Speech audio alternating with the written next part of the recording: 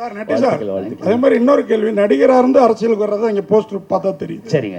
நீங்கள் முதல்வராக ஆசைப்படுறீங்களா இல்லை உங்கள் ஜோடி லேடியை முதல்வராக ஆசைப்படுறீங்களா? ஐயா எனக்கு அதுக்கு சம்பந்தமே கிடையாது. என்ன போய் கேட்டுங்க. எனக்கு அரசியல்வாதி ஆகுறீங்களா? இல்லை நான் ஒரு பார்வையாளன், அவ்வளோதான் சார். நான் தம்பி கார்த்தி சார், ஒரு வரியில் கதை சொல்லுங்கள் சார். அதை ரெண்டு விதமாக சொல்லுங்கள் சார். நான் தம்பி அதான் பணம் கொண்டவன் புகழுக்கு ஆசைப்படுகிறான், புகழ் கொண்டவன் புகழை வைத்து பணமும் புகழும் இருக்கிறவர்கள் அதிகாரத்துக்கு ஆசைப்படுவார்கள். இது ஒரு லைனாக இருக்கலாம் மேபி. நேர்மறை எண்ணம், வாழ்க்கையில் நேர்மறை எண்ணம் காலம் கடந்து வெல்லும். அது மனசில் மிகப்பெரிய அமைதியை கொடுக்கும். எதிர்மறை எண்ணம் உடனடியாக வெல்லும், ஆனால் மனதின் அமைதியை கெடுக்கும்.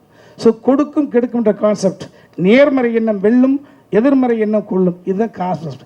இது மக்களுக்கான படம் இது.